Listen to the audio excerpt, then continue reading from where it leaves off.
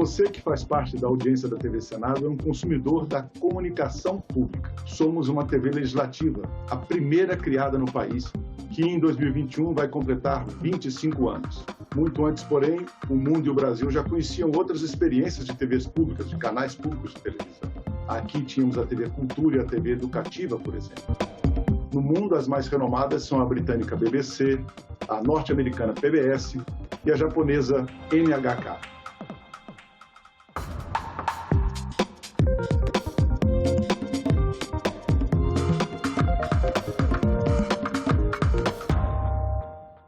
Mas o que são esses canais públicos de TV? Quais as diferenças entre os modelos adotados nos vários países? Para conversar conosco sobre isso, nós convidamos o jornalista Eugênio Butti, professor titular da USP, e Rodrigo Moreno, diretor do canal UChile TV e ex-diretor da TV Senado Chile. Professor Eugênio, Rodrigo, muito obrigado pela presença de vocês dois no programa. Nós vamos conversar discutindo uma questão mais importante, que eu acho que é a questão inicial para a audiência entender a nossa conversa. O que é TV pública? O que é TV estatal? É a mesma coisa? É muito diferente? Eugênio, explica para a gente no Brasil como isso funciona. Qual é a origem dessa discussão? Nós precisamos pensar em dois grandes campos, se quisermos entender essa diferença. De um lado, existem as emissoras comerciais. Emissoras, redes, conglomerados, o sistema de radiodifusão que envolve televisão e rádio e que tem objetivos de lucro, funciona como empresa. De outro lado, existe um grande campo que nós podemos qualificar como público. Público em que sentido?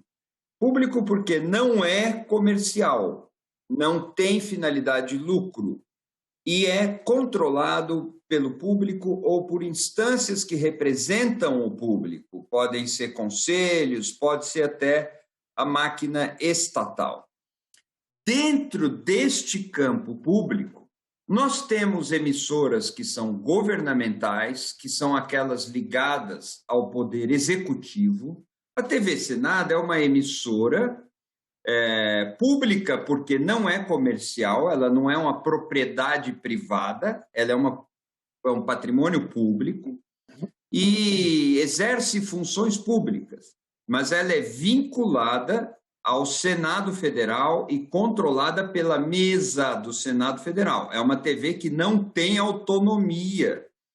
Portanto, podemos pensá-la como uma televisão estatal. No mundo, quando falamos de televisão pública, nós normalmente não temos, nas democracias, essas emissoras ou redes controladas diretamente por um poder do Estado.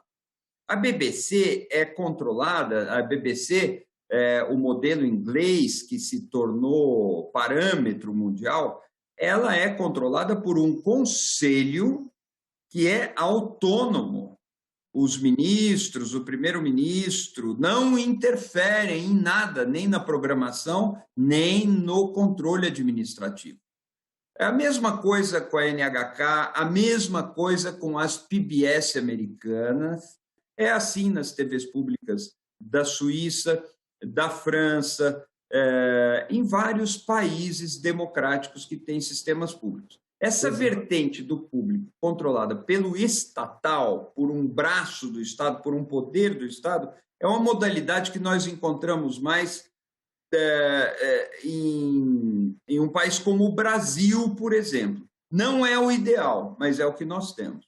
Sim, professor, verdade. Rodrigo, no Chile, como funciona essa divisão, ou se não há essa divisão? O senhor foi diretor da TV Senado no Chile. Conte para nós a experiência e como funciona o modelo de televisão no seu país. Bueno, antes que nada, saludarlos por su 25 aniversario y decirles que Televisión de Senado de Brasil es un referente latinoamericano, por lo menos, de cómo hacer televisión parlamentaria. Y para nosotros en Chile fue también un ejemplo para observar y para tratar de emular. Creo que hay muchísimas experiencias que son intermedias y particularmente la chilena, ha sido una experiencia que no digo que sea buena, pero que ha sido una mezcla muy particular, queriendo copiar lo que se hacía en BBC, en Inglaterra, pero como en Chile tuvimos y hemos tenido y seguimos teniendo una mirada muy economicista, muy de libre mercado. En Chile, el canal estatal, el canal público, definió que tenía que autofinanciarse. El canal público chileno, que se llama Televisión Nacional de Chile, TVN, es un canal público, estatal, de propiedad estatal, que ha tratado de separarse de las directrices del gobierno ejecutivo. Lo ha intentado, no muy bien, pero algo ha hecho, pero ha estado sometido a la idea de el financiamiento, por lo tanto ese canal busca publicidad. Y en esa lógica ese canal ha tenido que entrar en la búsqueda de financiamientos y regirse por las reglas o las leyes del mercado. Y eso ha sido terrible para Chile. Ha estado realmente hoy día ese canal público que llega a todo el país, a todo el territorio, es un canal muy importante, pero está en una crisis profunda, muy profunda. Está con crisis de audiencias, con crisis económicas, con crisis políticas internas, con crisis de creatividad, etcétera. Y entonces esta idea de tener un canal público es algo bastante complejo. Yo creo que esta idea de que un canal público debe tener, no debe financiarse por publicidad, no debe ser comercial, no debe tener dueños, no debe tener dueños reconocibles, digamos, es de todos, ¿no? Pero pareciera que eso no es suficiente. Pareciera que eso no es suficiente. La propiedad y el financiamiento pareciera que no es lo único. Hay algo que tiene que ver con un cierto ánimo o inspiración que debe estar detrás de un canal público para poder ser verdaderamente público. Y creo que además lo público, ¿qué es lo público? No solo en la televisión, no solo en los medios de comunicación, sino en general. ¿Qué es lo que es lo público? Es algo que ha estado en crisis también de redefinición en los últimos 20 o 30 años, ¿no? Y hoy día estamos, por lo menos hablo por Chile, en una discusión de qué es realmente lo público. Y se tiende a confundir que lo que es público es cuando es financiado o el dueño es el Estado. Y yo creo que no es suficiente, ¿no? Hay otras capas que es necesario construir para que realmente un medio, un canal o un medio de comunicación tenga ese carácter público. A mí me gustaría mucho invitar a Eugenio Bucci a discutir realmente cuándo vamos a decir con propiedad que un canal o un medio es público, es realmente de sentido o de servicio público. Es algo complejo porque se está construyendo día a día. En el caso de la televisión del Senado de Chile, a mí me tocó estar en un periodo de 4 años y precisamente mi objetivo fue de demostrarle al Senado, a los miembros del Senado, que ellos tenían en sus manos un canal que podía ser un canal verdaderamente público, porque la propiedad era estatal, el financiamiento era estatal.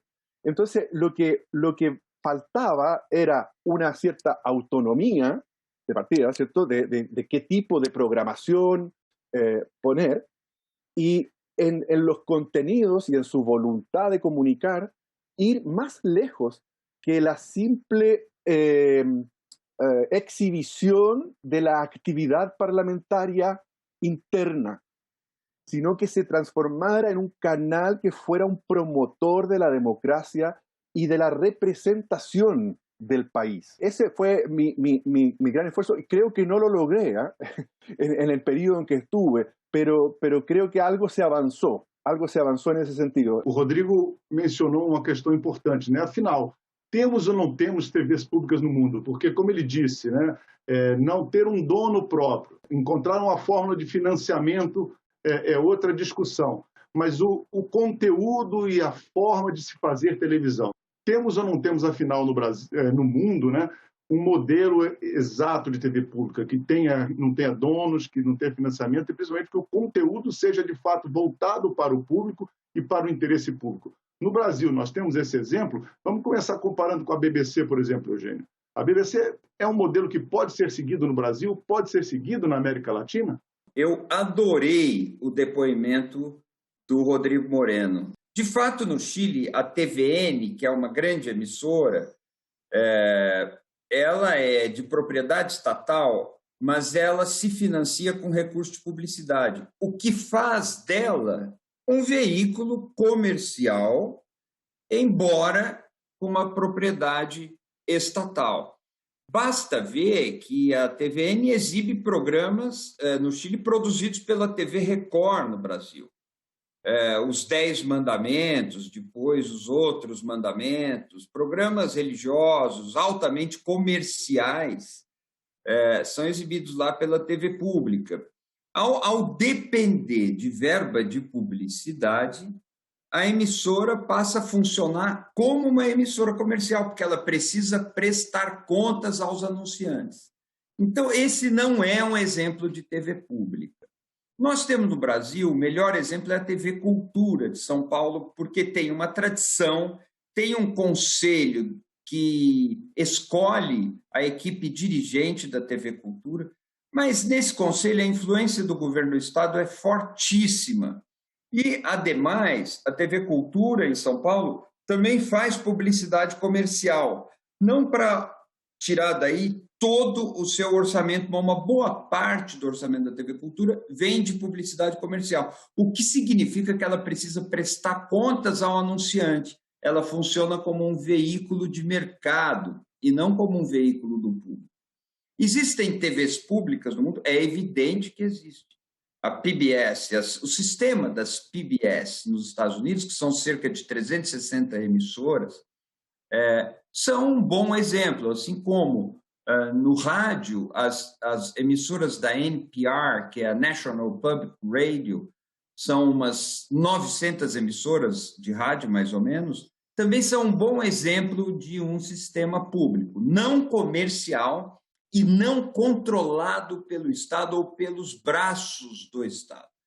O controle, a gestão é feita por conselhos que representam a sociedade e o dinheiro não vem de publicidade.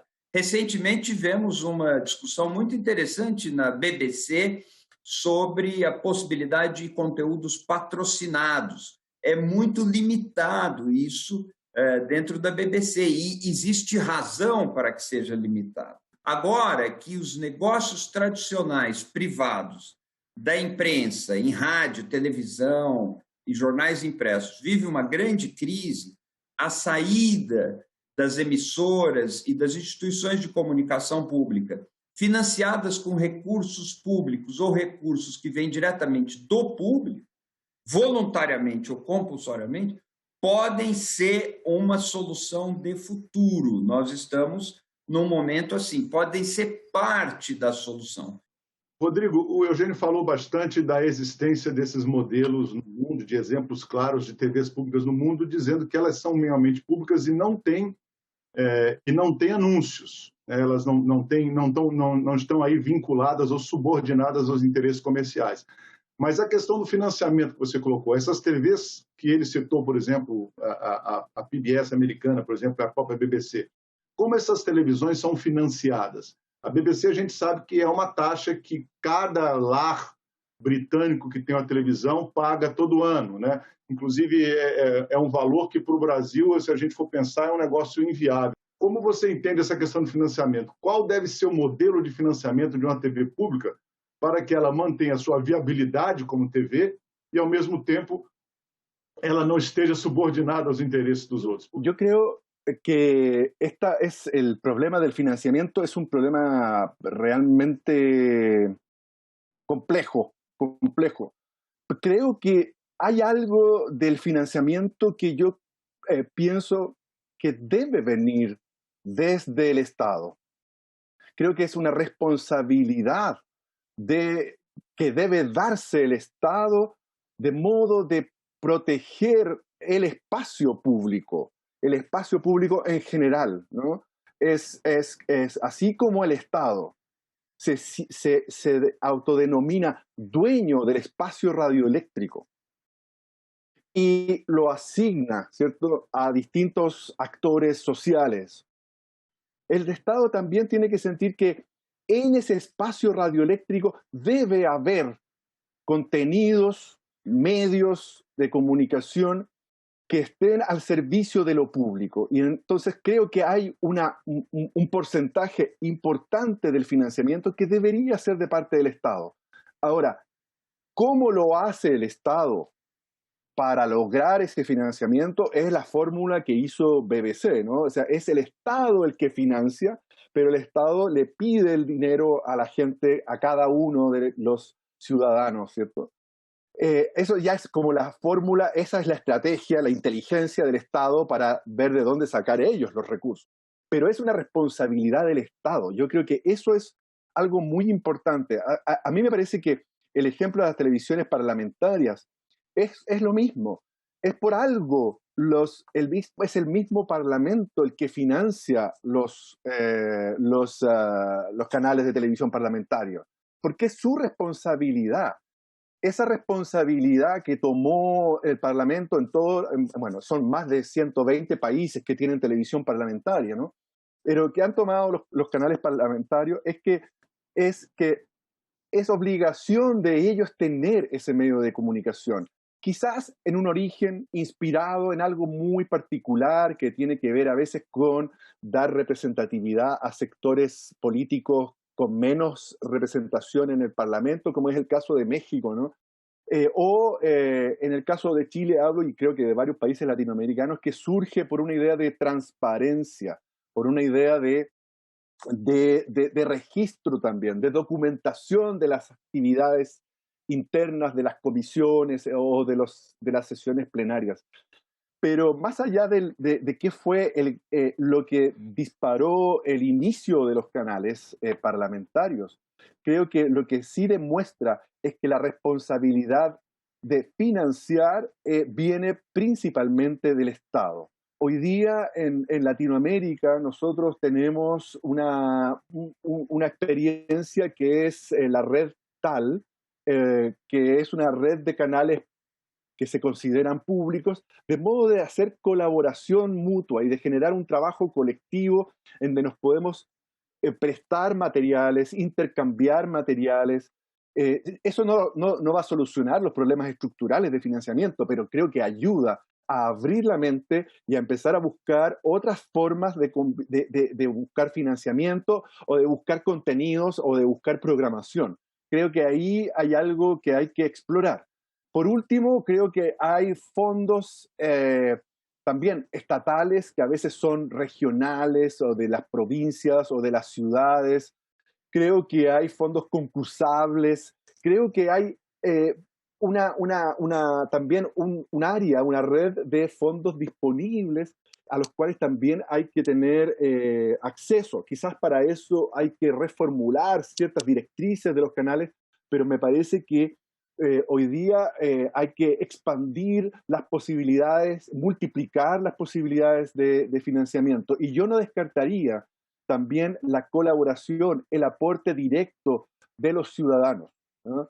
Creo que hoy día hay fórmulas de que a los ciudadanos, la ciudadanía tenga las maneras de llegar hacia adentro de estos medios de comunicación y poder aportar interesses, contenidos, pero também, eventualmente, financiamento.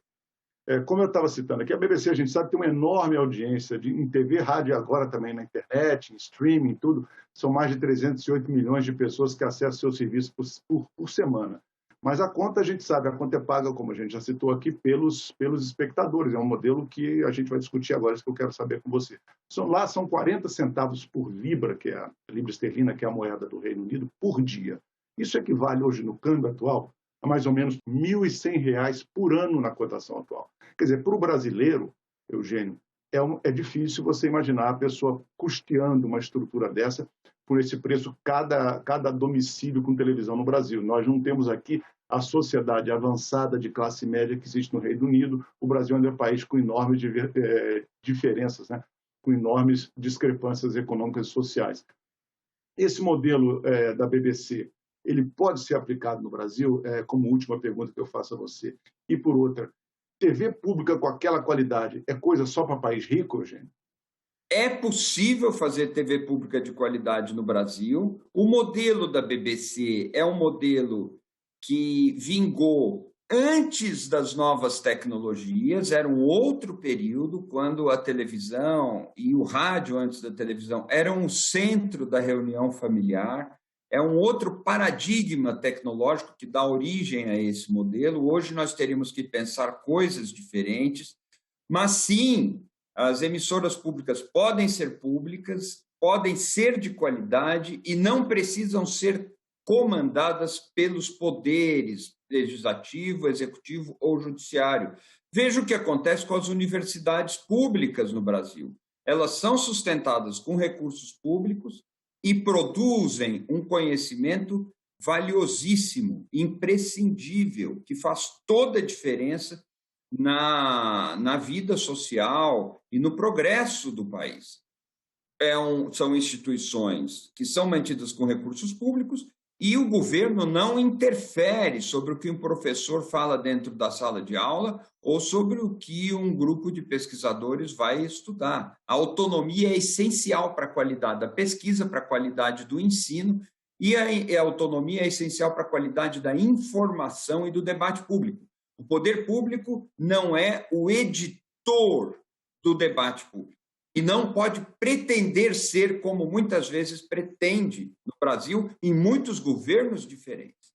E eu acho que sim, é possível, e eu digo, além disso, que sim, é muito necessário que tenhamos soluções de comunicação não comercial para informar a contento a sociedade brasileira. Ahora, yo creo que, como decía Eugenio, hay que buscar mecanismos y fórmulas distintas, más contemporáneas. PBS en Estados Unidos es un ejemplo interesante porque está mucho más atomizada esta red, ¿no? de canales y de contenidos, y se van ayudando unos a otros. Hay una idea colaborativa que me parece que es muy importante y hay que tener mucho ojo, de modo de copiar, digamos, esas posibilidades. Esa es la experiencia que yo te puedo transmitir desde Chile y decir que el espacio de las televisiones parlamentarias es un espacio en construcción, que ha ido de menos a más, que ha ido desde simplemente poner cámaras para transparentar la actividad legislativa, a ser un medio con las posibilidades de dar participación, de que la ciudadanía pueda participar, opinar y representarse también en este espacio de medios. Recordemos que el Senado y que los diputados, que el Congreso, que el poder parlamentario es el más representativo de los tres poderes del Estado, es el más democrático finalmente de los tres poderes del Estado. Entonces, es eso lo que yo creo que le compete a una televisión parlamentaria, que es avanzar hacia ser un canal verdaderamente representativo, deliberativo, y donde la gente se vea representada e valore, celebre a democracia. Bom, pessoal, muito obrigado pela presença. Rodrigo, sucesso grande no seu trabalho no Chile, e a gente acompanhou daqui, eu também fui diretor da TV Senado durante um curto período, mas a gente acompanhou muito o trabalho da TV Senado Chile. Acho que o Eugênio também conhece. É um grande desafio diário para uma TV legislativa cumprir essa meta que você ressaltou tão bem, que é de dar transparência para a atividade parlamentar, de informar a sociedade, né? Obrigado a vocês dois. Agradeço também para você que estava nos acompanhando até agora, lembrando que esse programa já está disponível para você baixar ou compartilhar no nosso site senado.leg.br/tv ou no nosso canal do YouTube. Obrigado pela sua companhia e até o próximo programa da série TV Senado 25 anos.